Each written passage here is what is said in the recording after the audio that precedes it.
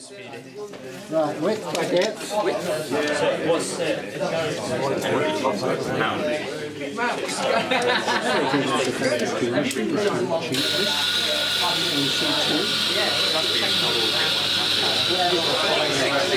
What have I got? Coming this afternoon, personally. It's coming this afternoon. I've got it here in the back of my car, but I'm not going to bring it in with it. I know someone else just sold it. Have you seen one? Yeah, good. Yeah, not bad. It's a very good value machine. 270. 270. Yeah, that's right, yeah. What I think is nice, it's what you know, you don't think it's nice, that's all I can. Yeah, because they used to be better than me. No matter what other people do, you know, it's all right. Have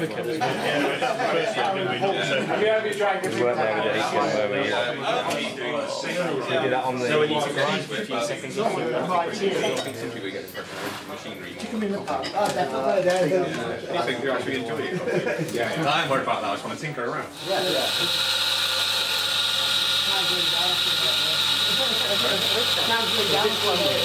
Yeah, I'll let you pull up the gusher or something. Hold on. Go over and nice to go for you. Maybe. I suppose that's the deal with it.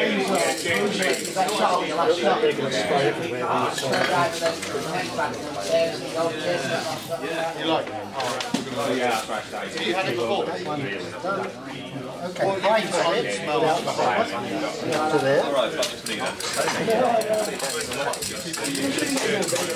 Yeah, surely. It does.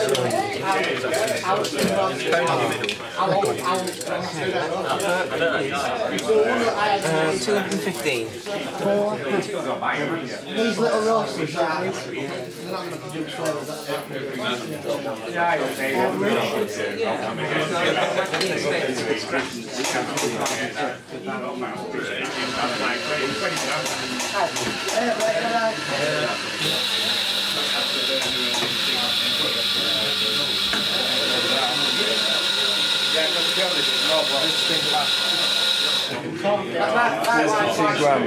What's 2 degrees? I feel it's above average. You could class in some of these others we've seen as average. It's a neat little machine, isn't it? It's above average, but we haven't got a category. We haven't got average,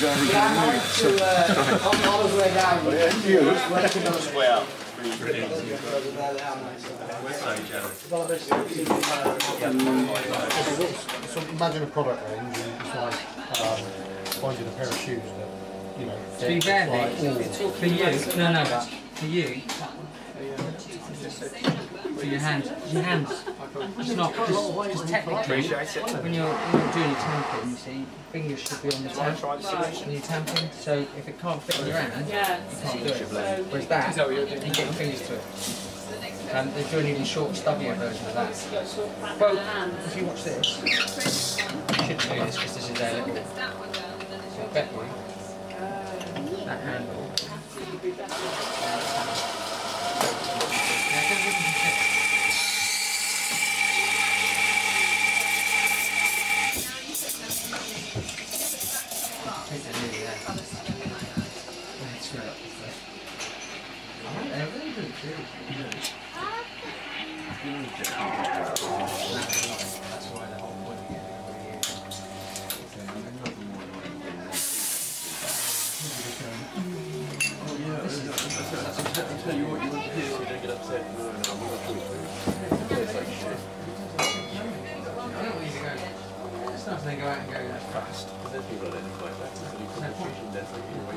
Nearly done?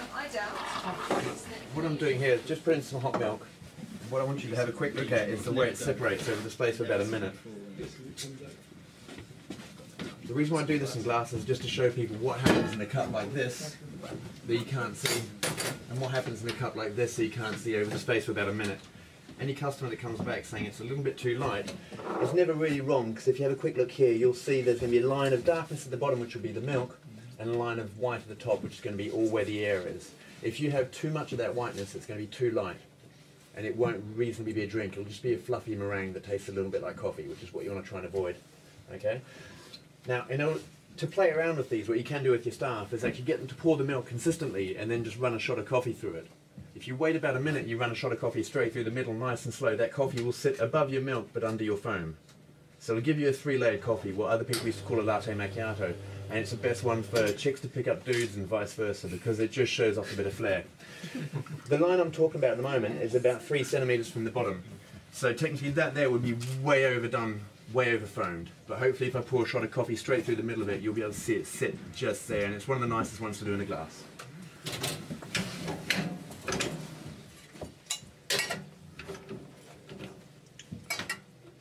So I'm not doing this for anything but just the look, so you can understand what happens with the milk. I think a lot of people think that, or don't understand why when they pick up a latte and or a cappuccino it seems to be quite light. It's just that there's too much foam put in. The skill of a barista when it comes to working the milk is just trying to actually master how much foam you're making out of the milk that you have. 15 years ago you could take a tiny bit of milk and foam the whole thing up, and you could get 2 cappuccinos, that's what they'd sell, but those cappuccinos would be light, fluffy, they'd be gone in no time at all. Now the name of the game is to take the same amount of milk but froth it only half that amount. So it's still thick, it's still quite velvety, and it's actually quite heavy and foamy and creamy when you come to actually pick it up. Let's see if this is going to work properly for me. Nice and slow should do the trick. There we go. So just gives you a very simple explanation. Heavy milk, light foam, doesn't always mix together. You want the mixing to happen in the milk jug. Once you pour it in, it takes about a minute before it'll actually split.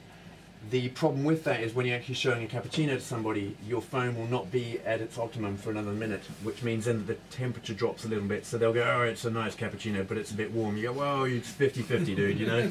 I'll give you a nice hot cappuccino, but it might not have the same foam because it's still developing. That's something you've got to go through. But there's the quick basics of it.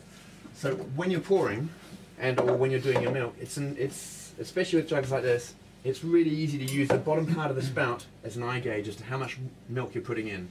If you're doing a large cup, you're obviously going to want quite a lot of milk. If you're doing a small cup, you might just want a tiny bit of milk.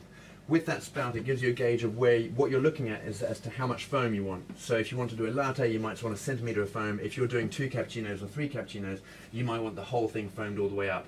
But it gives you a visual reference. If you don't have that visual reference, you don't know how much foam is in there when you're finished. If you know you've done a little bit too much foam, you can always get rid of some, but it's really hard to make it up again once the temperature's high. So it's better if you go a little bit too much than not enough, because you cannot reheat milk. Once it's heated, that's it. Once it's burnt, that's it. If you've smelt burnt milk, you know it. You can't really use it again, so you need to chuck that out and try it again. So if you can over foam it a little bit too much, you can always pour a tiny bit of foam out and then go on with your latte and your flat white. Okay, guys? When I train people to do their milk, I train it into 3 sections. The first one is stretching the milk, so you find the texture that you want. The second part is the temperature of the milk. So it's always texture and temperature. Texture first, temperature after. If you raise the temperature, you cannot get any more texture out of it once it hits a certain level. Okay?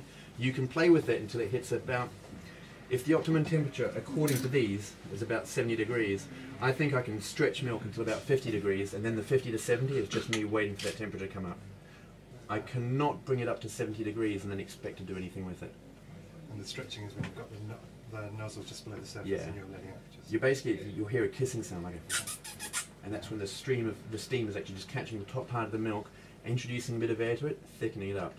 You'll also feel your jug get a little heavier. This is the weird part about it. You're not adding anything into it. You're blowing steam into it. But if you were to blow steam into a cup, you have no weight. You blow steam into milk, it actually makes it a lot heavier. And that's just the fat gathering the oxygen. You can have lots of big bubbles, tap it out, boom, the oxygen goes, your bubbles drop. It's a little bit heavier again. It's a really nice way of knowing how dense and how solid your milk is. Because once you've done nice, solid cappuccino milk, it's got to be really shiny and it just very slowly plops off the spoon.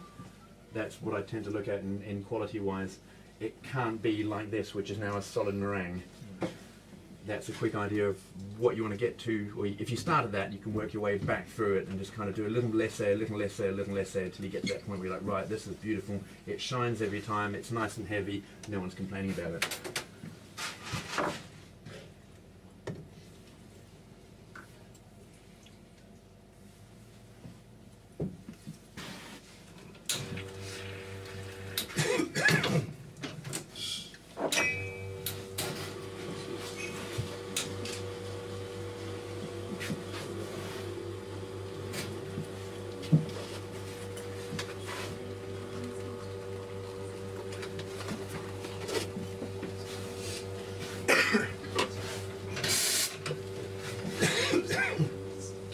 here, guys, is I've just brought the milk up to about just over that lip here, and I'm going to try and stretch it about 2 or 3 centimeters without overdoing it. When I say overdoing it, it means adding bubbles that I can't get rid of and or adding temperature that I clearly can't get rid of. Once it's burnt, it's game over. If you bring it up to half temperature, you can get away with adding a bit more temperature and knowing when to stop. If you've gone over that threshold, it's game over.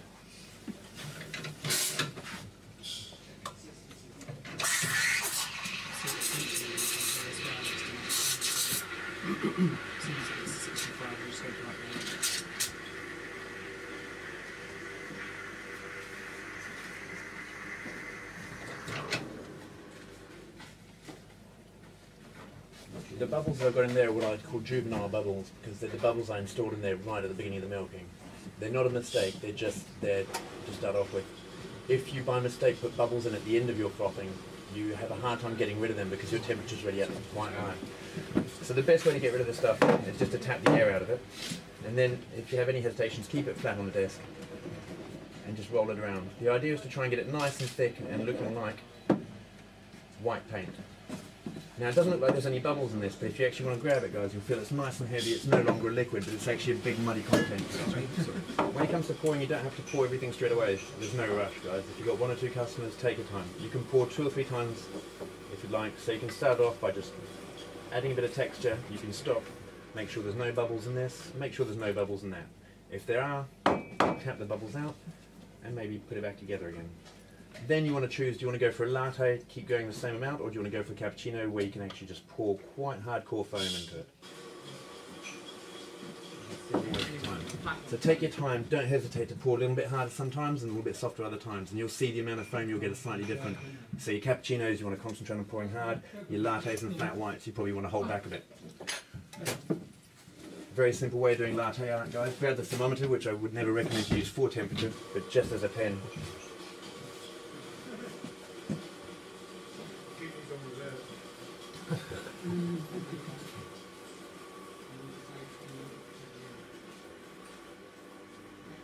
There we go. So, free poured in, you can draw whatever you'd like after that, guys. If you have a look on YouTube, some Japanese guys actually do manga faces and different designs, and they'll do personal portraits of people. It takes a bit of time. It's on a time lapse. You can actually see the milk getting colder and slightly soft. But it's latte art. It's not meant to be a fantastic drink. It's meant to look really, really good. Okay?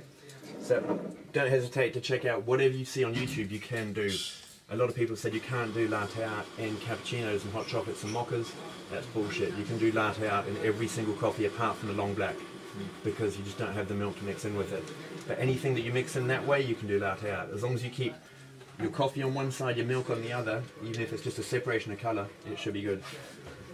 As a barista, you've got to keep in mind that you want to try and keep the darker crema as much as possible so they can actually tell how strong that coffee is at the bottom. If the whole thing is coated in white, just means that you've put too much foam on top, but whoever tries that won't actually get a flavour of coffee straight off because the coffee's all at the bottom. Makes it really, really hard to judge how good or bad you are as a barista until you reach that point. Okay? Any questions, you can always just double check your foam by pushing it back a bit. And the difference between that foam and this is supposed to be lush and velvety and plop. Just like that. Okay? This, on the other hand, is just plop. Okay, guys? Any questions? Is there anything you'd like to see done, just to kind of run through any problem solving you might have? I've got a question. Yeah. If you're trying to do, say, latte art, Yep. you froth your milk, Yep. and it seems to come up nice consistency, paint and all that, but it always pours rather on the thick side where you can't produce a pattern. Okay. Does that make sense? Yeah, that does. What it is, it's when I teach people to do it, I'd always recommend they'd over foam their milk rather than under foam it. If you don't have the right thickness of milk, you won't be able to make a cappuccino. If you have cappuccino foam, you can always get a bit off the top and use that milk to do a flat white or a latte. So once you've done that, what I would do is, if I've done a little bit too much foam, I just pour 10% of it off, and that first bit that should come off should be your top layer of foam. After that, come back down to it, run it around a bit. If you're happy with it that way, go with it. If not, just pour a tiny bit more off the top, and then do the same process. But keep it moving, so whatever's on top is going to be the first thing to roll off.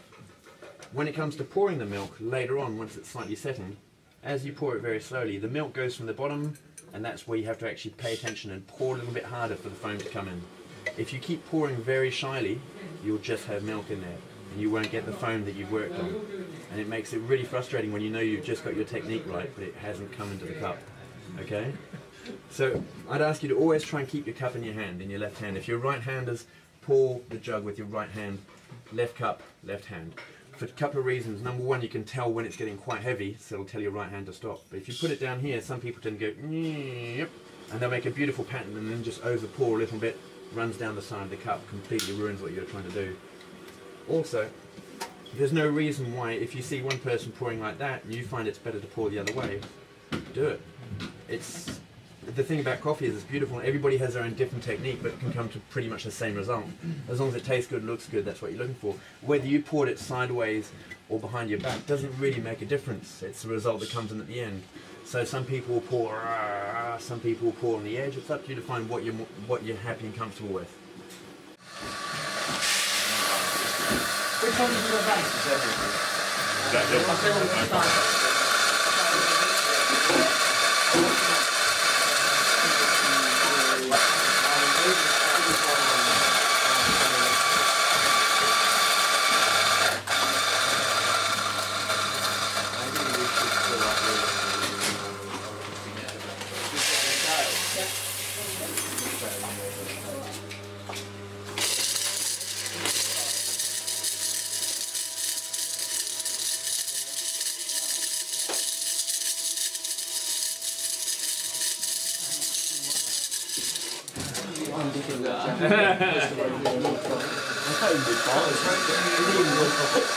Why can't we just not Laconia? We'll put it in cap.